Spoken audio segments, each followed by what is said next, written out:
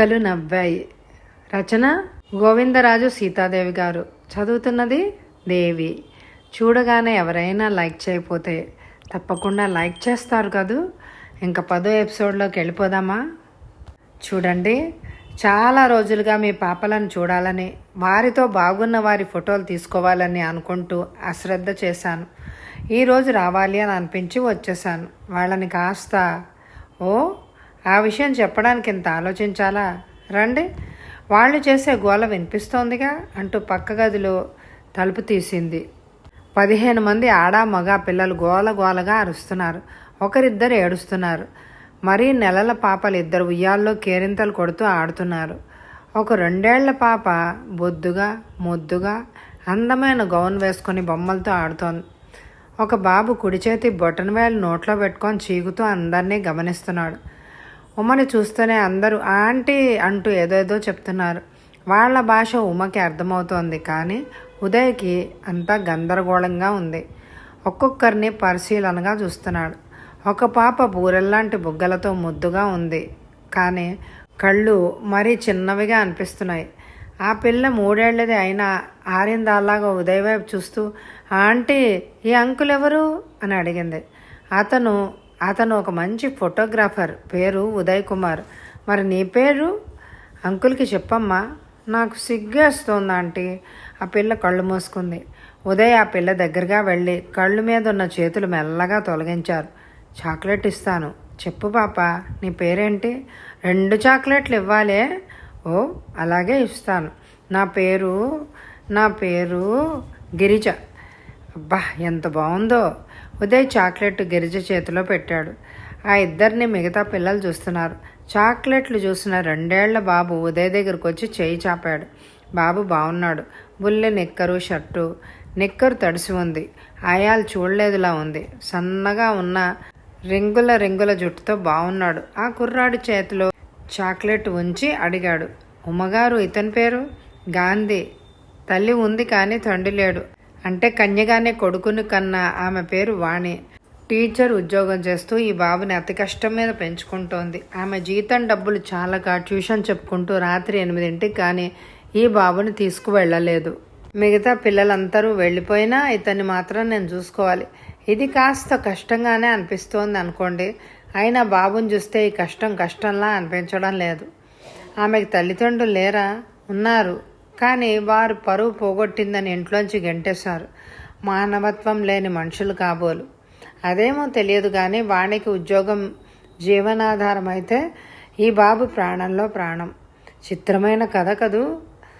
ఇలాంటి చిత్రాలు ఇవాళ రేపు సామాన్యం అయిపోయాయి. చూడండి ఉమ్మగారు, ఈ బాబుకి కాస్త తల దువ్వి ముఖానికి పౌడర్ వేయమని ఆయాకి చెప్పండి. ఫోటోలు తీసుకుంటాను. ఈ గాంధీ గారిని. ఉమా అతని మాటలకి నవ్వి ఆయాని పిలిచి చెప్పింది. ఉదయ్ మరో 2 అమ్మాయిలని ఫోటోలు తీసుకున్నాడు. నోట్లో వేలు వేసుకున్న గాంధీని ఫోటో తీసుకోవాలని ప్రయత్నిస్తుంటే వాడు ఏడవసాగాడు. ఆయా బిస్కెట్లు ఇచ్చినా తీసుకోలేదు. ఉదయ్ తన తీసుకొచ్చిన చాక్లెట్లు అందరికీ పంచిస్తూ ఆ కుర్రాడికి ఇచ్చినా తీసుకోలేదు. ఆ బాబు ఎందుకు ఏడుస్తున్నాడో అర్థం కాక ఉమ్మ వైపు చూశాడు. ఈ కుర్రాడు ఎక్కువగా ఏడవడు. ఏడుపు మొదలెట్టాడంటే వదలడు. ఒట్టి జిడ్డు. వాళ్ళమ్మ అతిగారం చేసి పాడు చేస్తోంది. విసుగ్గా అంది. ఇతని పేరేంటి? చెప్పాను కదా, గాంధీ అని. గాంధీ పేరు పాట పడిపోయింది. కొన్ని పేర్లు మీ పేర్లా కొత్తగా అనిపిస్తాయి, కొన్ని నా పేర్లా పాతగా ఉంటాయి. అవునా? ఉదయ్ ఉమ ముఖంలోకి చూసి నవ్వాడు. ఉమ ఏదో చెప్పాలన్నట్టు చూస్తోంది, కానీ చెప్పడం లేదు. సందేహించి ఆ విషయం ఏమై ఉంటుంది అని వినకపోవడమే మంచిదేమో. పిల్లలను చూస్తూ వాళ్ళని పలకరిస్తూనే ఆలోచించసాగాడు.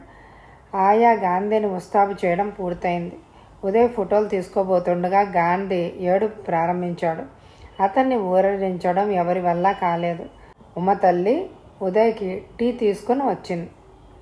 ఉదయ్ టీ అందుకున్నాడు. అరవింద బాగుందా బాబు? కొత్త కాపురానికి గాను అన్నీ అమర్చుకున్నారా? ఉదయ్ క్షణం ఆలోచించాడు. ఆవిడ మళ్ళీ అడిగింది, మరి ప్రశ్న అరవిందని వెయ్యండి. అన్నట్లు మీరు ఆదివారం మా ఇంటికి రండి. ఉమ్మగారు మీరు కూడా. తప్పకుండా వస్తాం. ఉదయ్ టీ తాగి గాంధీ గారిని చూశాడు.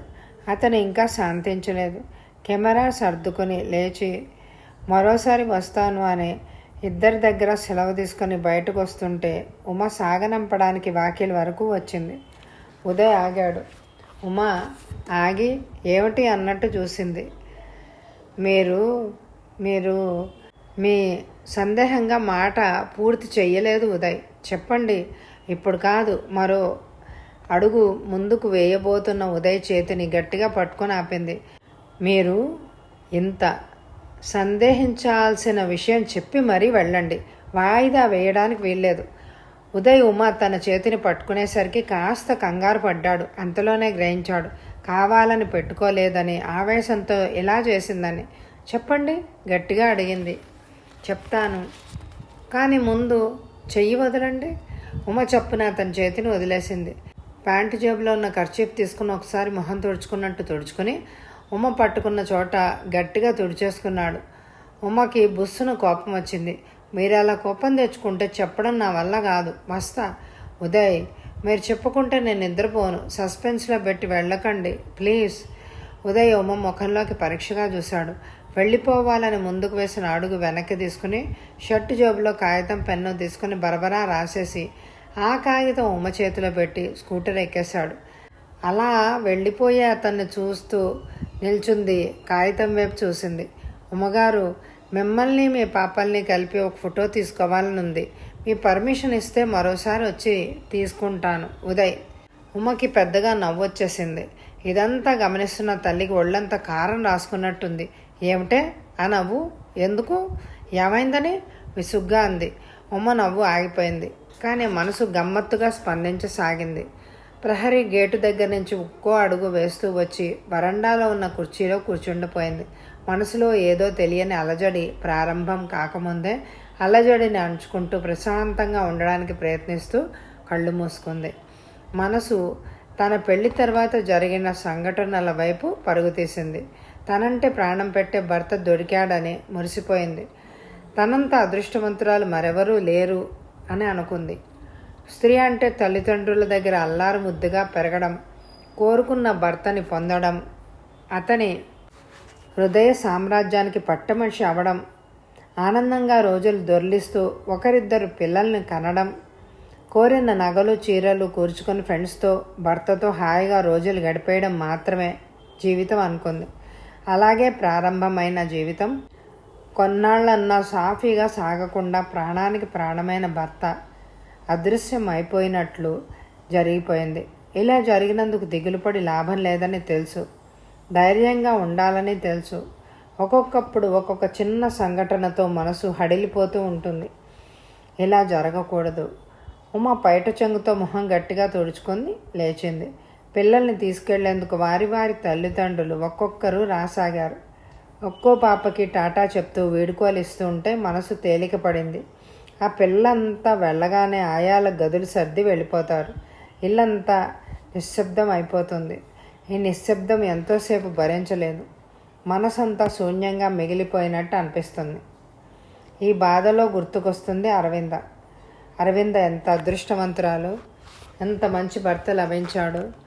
ఉదయ్ ఒట్టి బుద్ధావతారం ఉమా, ఏం చెప్పినా అరగంటకు కానీ అర్థం కాదు అని చెప్పి నవ్వుతూ ఉంటుంది. ఆ నవ్వులో ఎంత ఆత్మీయత ఉంది, ఎంత తృప్తి ఉంది, ఎంత గర్వం ఉంది. ఉదయ్ అరవింద అన్నట్లు బుద్ధావతారం కానే కాదు. అయితే మాట కాస్త నెమ్మది అంతే. అవును, నా పాపలతో ఫోటోలు తీసుకోవడం ఇష్టమే అని ఉదయ్కి తెలపడం ఎలా? ఆలోచనలో పడింది ఉమా. ఉమా, టిఫిన్ తిందుగాని రా. తల్లి పిలుపు వినిపించింది. ఆకలి, తిండి, నిద్ర, ఇదే జీవితం. ఈ జీవితానికి మార్పు లేదు, రాదు కూడా.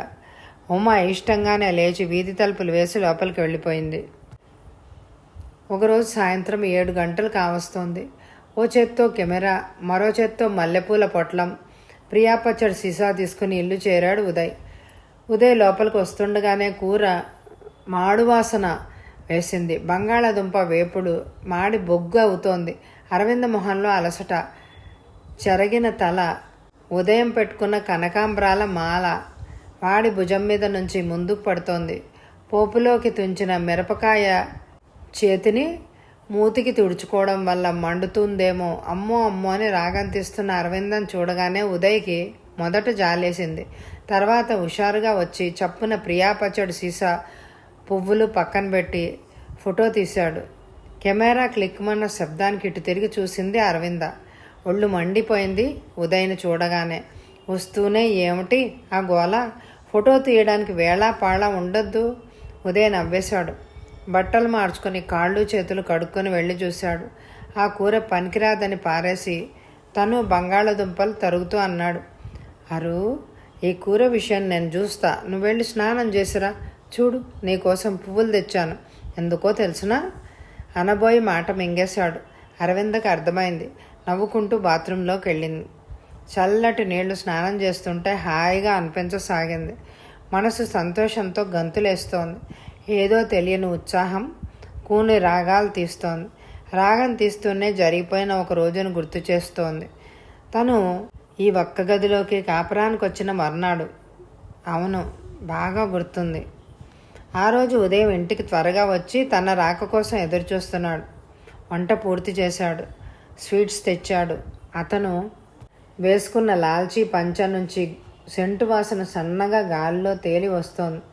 ఏంటి విశేషం? తను అతని హుషారుని చూసి అడిగింది. చెప్తాను, త్వరగా స్నానం భోజనం కానిస్తే సెకండ్ షో పిక్చర్కి తీసుకువెళ్తారా? నీకెప్పుడు సినిమాగోలే విసుగ్గా అన్నాడు. తను మూతి ముడిచింది. అతను కబుర్లు చెప్పి కోపాన్ని పోగొట్టేశాడు. తనకు తెలియకుండానే స్నానం భోజనం అయింది. ట్రాన్సిస్టర్లో పాటలు వింటూ కిటికీ దగ్గర కూర్చుంది తను. అరు, అతను దగ్గరగా వచ్చాడు. ఇంతలో వాకిలి దబదబా బాదిన శబ్దమై వెళ్ళి తలుపు తెరిచాడు. 3వ వాటాలో ఉన్న గురునాథం రొప్పుతూ అన్నాడు. ఉదయ్ గారు, కాస్త మీ స్కూటర్ తీసుకురావాలి. మా బాబు ఎందుకో బిగిసిపోయి కళ్ళు తేలేస్తున్నాడండి. మాకు చాలా భయంగా ఉంది. వెంటనే డాక్టర్ దగ్గరికి వెళ్ళిపోవాలి. ఈ రాత్రి సమయంలో ఏ డాక్టరు తలుపు తీయడు. ఆసుపత్రే గతి. ప్లీజ్ కాస్త రారు. ఉదయ్ మరేం మాట్లాడకుండా బట్టలు మార్చుకుని స్కూటర్ తాళాలు తీసుకొని పరిగెత్తాడు. ఆ వెళ్ళడం రాత్రి 12 గంటలు కానీ తిరిగి రాలేదు. బాబుకి సరైన సమయంలో డాక్టర్ సహాయం దొరికింది కనుక చాలా ప్రమాదం తప్పిందని ఆ తల్లిదండ్రులు మరీ కృతజ్ఞతలు తెలిపారు. తను తేలిగ్గా నెట్టూర్చింది. ఆ తర్వాత చాలా రోజులు గడిచిపోయాయి. ఉదయ్ మళ్ళీ ఈరోజు అరవింద స్నానం పూర్తి చేసి వచ్చింది. ఉదయ్ కోసం ఎవరో స్నేహితులు వచ్చారు. వాళ్లను మాట్లాడి పంపి భోంచేసేసరికి రాత్రి 10 దాటింది. కరెంటు పోయింది. ఫ్యాన్ తిరగడం లేదు. ఉక్కగా ఉంది. కిటికీ తలుపులు తెరిచినా గాలి రావడం లేదు. ఇంతలో 2వ అంతస్తులో ఏదో గోలగోలగా మాటలు వినిపిస్తున్నాయి. పై అంతస్తు వాళ్ళు దొంగలు దొంగలు అంటూ పరుగులు తీస్తున్నారు. ఉదయ్ చప్పున తలుపులు తెరిచి కిందకి వెళ్ళాడు. గంట తర్వాత కానీ పైకి రాలేదు. వచ్చిన తర్వాత చెప్పిన వార్త 2వ అంతస్తులో ఓ పోర్షన్లో కుటుంబం ఇల్లు తాళం వేసి ఎవరింటికో విందుకు వెళ్ళారట. విందు పూర్తయి ఇల్లు చేరేసరికి తాళం పగలగొట్టబడి కనిపించిందట. వాళ్ళ గుండెలు ఆగిపోయినట్లయి చప్పున లోపలికెళ్ళి చూసుకున్నారట. ఇంట్లో ఖరీదైన వస్తువులతో పాటు అతని ప్యాంటు షర్ట్లు, ఆవిడ 10 పట్టు చీరలు, వెండి సామాను, కొంత డబ్బు అన్నీ ఖాళీ. భార్యాభర్తలిద్దరూ గోల పెట్టేస్తున్నారు. అతను పోలీస్ రిపోర్ట్ ఇచ్చేందుకు వెళ్ళాడు. కానీ ఏం లాభం లేదు. పోయిన వాటిలో ఒక చిల్లి గవ్వ కూడా తిరిగి దొరకదు. పాపం, ఎంత కష్టపడి సమకూర్చుకున్న వస్తువులో అని ఉదయ్ అతని పరిచయస్తులు నలుగురు అతన్ని లోపలికి రానియకుండా కబుర్లు చెప్పసాగారు. తన చిన్నప్పటి నుంచి జరిగినవి చూసినవి చెప్పుకున్న దొంగతనాలు ఎన్నెన్ని రకాలు జరిగాయో వర్ణించి అసలుకి కొసరు జోడించి హుషారుగా కథల్లా చెప్పేసుకున్నారు. ఉదయ్ వారిని వదిలించుకుని వచ్చేసరికి అరవింద నిద్రపోతూ కనిపించింది. అరవింద పెళ్ళై కాపురం పెట్టిన తర్వాత మరీ హుషారుగా ఉండడం చూసి ఈర్ష్యపడసాగింది ప్రమీల. ఇది ఏమాత్రం గమనించకుండా తన ధోరణిలో తానుంది అరవింద. ఒకరోజు అరవింద ప్రమీలని భోజనాన్ని పిలిచింది. చూడు, ఆదివారం నువ్వు మీ శ్రీవారు రండి భోజనానికి. మీ స్వీట్ హోమ్కా? ఎస్, మా స్వీట్ హోమ్కే. ఉదయ లాంటి భర్త దొరకడం ఎంత అదృష్టం. అతనిలాంటి భర్త దొరికిన ఏ స్త్రీ అయినా స్వీట్ హోమ్గానే ఉంటుంది. మేము ఉన్నాం ఎందుకు? రోజు కీచులాటలే. ఉదయ్ లాంటి భర్త అన్న మాట అలా ఉంచుగానే ఇంటిని స్వర్గంలాగా శాంతిలా ఉంచుకోవడం అన్నది ఆడవాళ్ళ ఓర్పు మీద నేర్పు మీద ఆధారపడి ఉంటుందని నా నమ్మకం. ప్రమీలకి ఈ మాటలు రుచించలేదు, పైగా కోపం తెచ్చుకుంది. ఇది గ్రహించింది అరవింద. ప్రమీల, ఉదయ్ మంచివాడే అయినా నాకు నచ్చని అలవాట్లు ఎన్నో ఉన్నాయి అతనిలో, అయినా వాటిని పట్టించుకోను.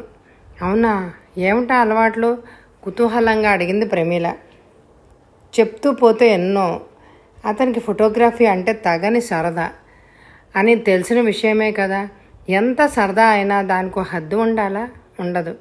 ఏ అందమైన కుక్కపిల్ల కనిపించినా, పిల్లికూన ముద్దుగా ఉన్న, గాడిద బరువు మోయలేక నడుస్తున్నా, కోతులు గెంతుతున్నా, పిల్లలు బురదలో పడి దొర్లుతున్నా ఒకటేమిటి, వీటన్నిటినీ కెమెరాలోకి ఎక్కించాల్సిందే.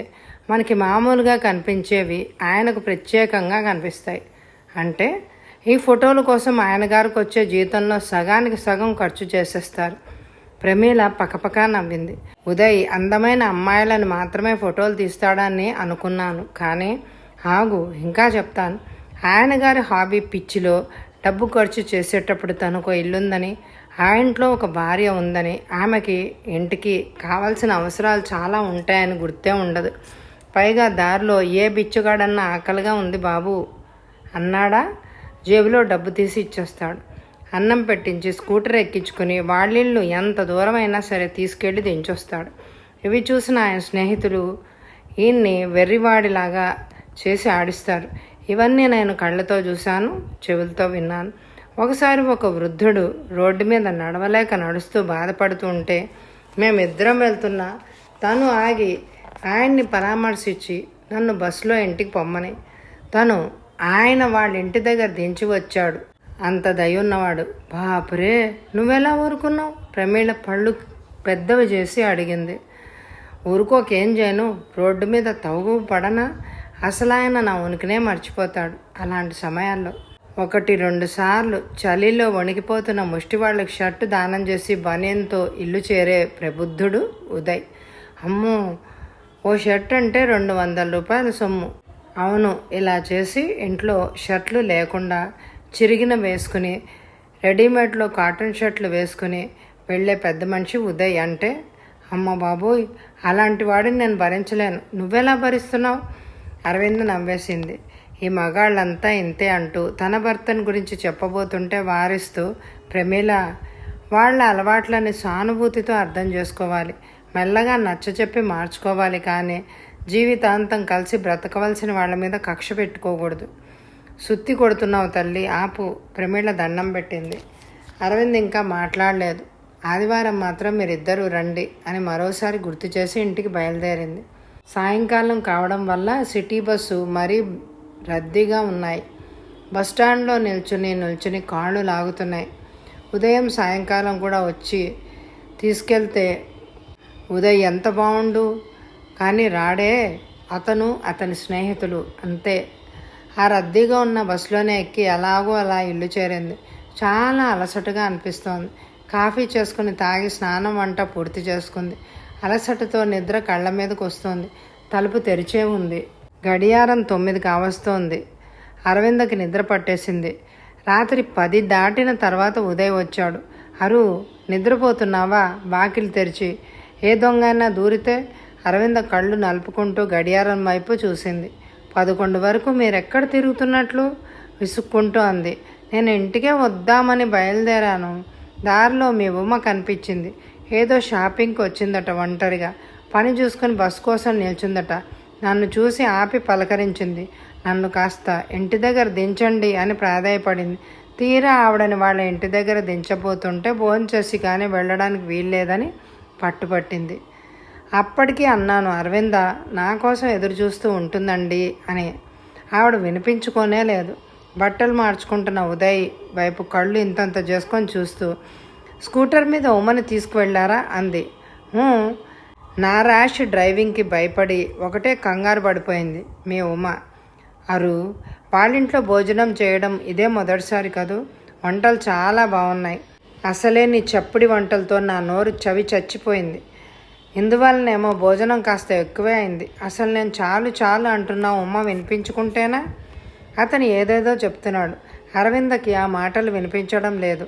స్కూటర్ మీద ఈ బుద్ధావతారం వెనక కూర్చున్న ఉమా పైవంటూ అతని నడుం చుట్టూ చేయి వేసి ఉంటుందా, లేక సుతారంగా భుజం మీద చేయి పెట్టి కబుర్లు చెప్పి ఉంటుందా? అలా ఎన్నెన్నో ఆలోచనలు.